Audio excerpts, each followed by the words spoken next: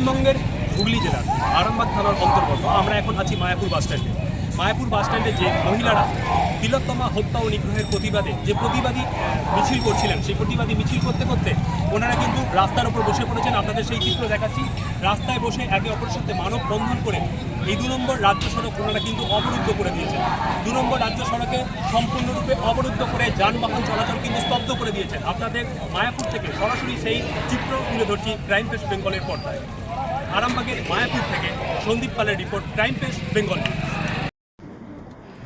আরামবাগ থানার অন্তর্গত মায়াপুরে তিলোত্তমা নিগ্রহ ও হত্যার সুবিচার চেয়ে পথে নামেন মায়াপুরবাসী।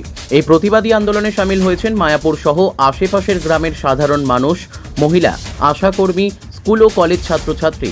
এই প্রতিবাদ চলবে ততদিন যতদিন না দোষীরা ধরা পড়ে ও তাদের কঠোর শাস্তি হয়।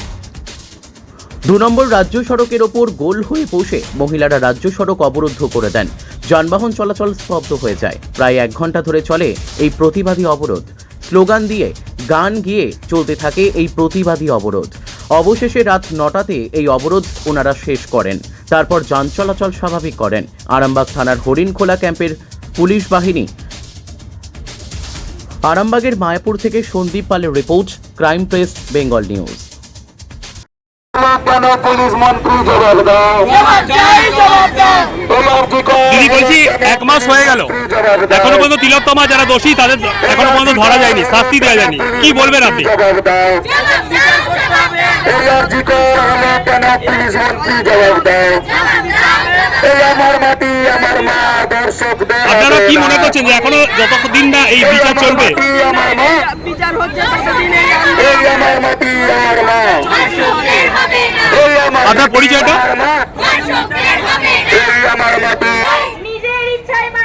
বলছি দিদি, তিলোত্তমা যে নিগ্রহ হয়েছিল, তিলোত্তমা নিগ্রহ হওয়ার আপনার আজকে 1 মাস অতিক্রান্ত হতে চললো। এখনো পর্যন্ত কিন্তু সেই তিলোত্তমা দোষী যারা, তারা কিন্তু কোনো রকম ভাবে তাদেরকে ধরা যায়নি, তারা এখনো অধরা। তো এই ব্যাপারে আপনারা কি বলবেন, কি চাইছেন আপনারা? আমরা অবশ্যই এর বিচার চাই। এর জন্য আমাদের এত প্রতিবাদ মিছিল করা। আজকে 1 মাস হয়ে গেল, দর্শকদের খুঁজে পাওয়া যাচ্ছে না। এমনকি পুলিশের প্রমাণ লোপাট করে দিতে চলেছে। এইভাবে কি হবে? যতদিন আমরা জাস্টিস পাই, আমরা এইভাবেই মিছিল করে যাব। না, আপনার কি মনে হচ্ছে যে এখান থেকে কি তদন্তকে কি কোনো রকম ভাবে প্রভাবিত করা হচ্ছে, যেখানে দোষীদের ধরা যাচ্ছে না এখনো পর্যন্ত? যেরকম একটা ঘটনা ঘটে গেল, 1 মাস হয়ে গেল, এখনো পর্যন্ত কিন্তু দোষীদের সামনে আসছে না, দোষীদের সামনে আনা হচ্ছে না বা ধরা যাচ্ছে না, কি বলবেন আপনি? আমরা নিজেরা বুঝতে পারছি না কেন হচ্ছে না, কিন্তু কলকাতা পুলিশ প্রমাণ করে দিয়েছে, যার জন্য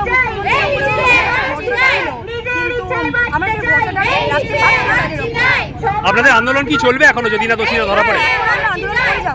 আপনার পরিচয়টা একটু বলেন। কি চাইছেন দিদি আপনারা? আমরা জাস্টিস চাইছি, অবশ্যই আরজিকরের বিরুদ্ধে যেটা হয়েছে সেটা জাস্টিস চাইছি। না, আজকে যে 1 মাস পূর্ণ হলো তিলোত্তমা নিগ্রহ এবং হত্যা যেটা হয়েছে, তার 1 মাস পূর্ণ হয়ে গেল, এখনো পর্যন্ত কিন্তু দোষীরা অধরা। আর তো সেই জায়গা থেকে আপনার কি মনে হচ্ছে এখানে তদন্তকে কোনোভাবে প্রভাবিত করা হচ্ছে?